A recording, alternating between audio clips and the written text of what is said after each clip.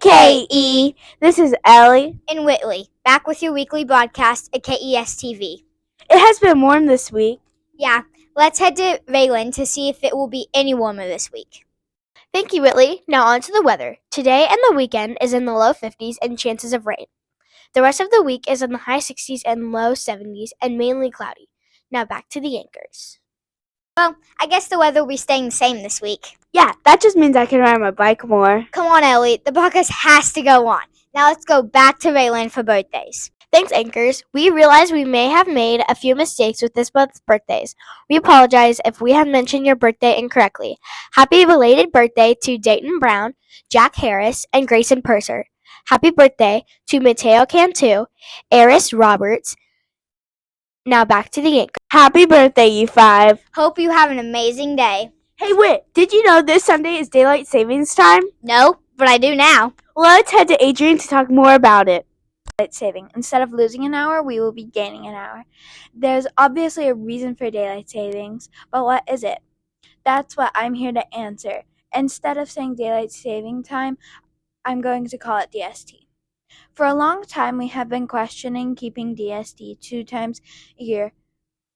Individuals often blamed farmers for DST, but it was actually a scientist, George Hudson.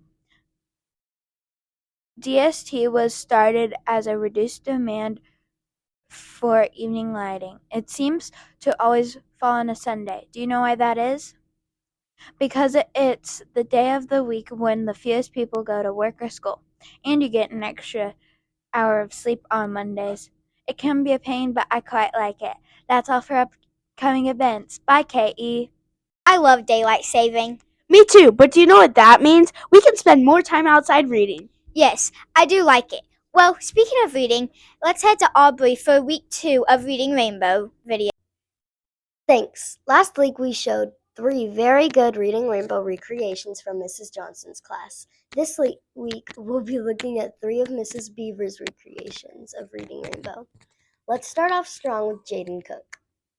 Hi guys, my name is JJ, and I will talk about the book with no pictures. Well, this book has no pictures and some funny words to say, like bonk or booba butt, just like those words. This book also has a rule. Here, let me tell you the rule.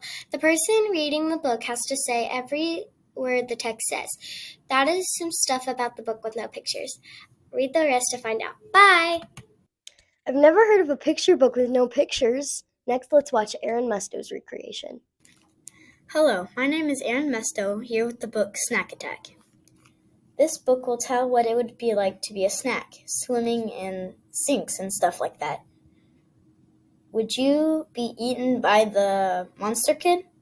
How will you try to survive? Do you think getting dirty will help? Or will hiding help? Check this book out at the library. Wow, truly an interesting book. Last but not least, let's head over to Penelope Hoyle's recreation.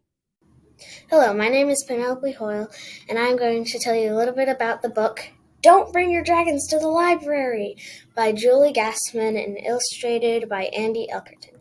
In this book, kids are trying to sneak or bring their dragons into the public library. But the dragons are either too big, too loud, or too flamey. So the librarian and the kids come to a conclusion, and the end is for you to read. You can find this book in the Kearney Elementary Library. I hope you like this book. Amazing! All of these recreations definitely persuaded me to check the books out. Back to you, anchors. Sounds fun. I love reading. I like it too. Want to hear about Women's History Month in KC Current? Yes, I would love to hear about it. Well, then let's go to Olivia to tell us more about this topic. Thanks, anchors. This month is Women's History Month. Women's History Month was started in 1887 in California, but in 1881 there was a Women's History Week. Speaking about women, there is a new soccer stadium called CPKC for women. Women had once had to share a soccer stadium with men, but now with the new soccer stadium, the CPKC, women have their own soccer stadium. The soccer stadium is supposed to open on March 16th. Now back to the anchors. I like Women's History Month. But to move on, let's go to everyone's favorite segment, Tiny Talk. Welcome back to Asking Tiny Humans Tiny Questions with a Tiny Microphone. What is your name? Axel.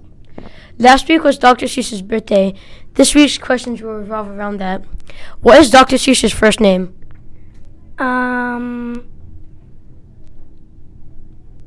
James. Thank you. What is your name? Kylie. How many fish do you think Dr. Seuss has? 4. Thank you. Name? Jackson. Have you ever had green eggs and ham? I hate it, so no. That's great. What is your name? Thomas. What type of doctor do you think is Dr. Seuss? A book writer doctor. Thank you. And that is all for Asking Tiny Humans Tiny Questions with a Tiny Microphone. Back to the anchors.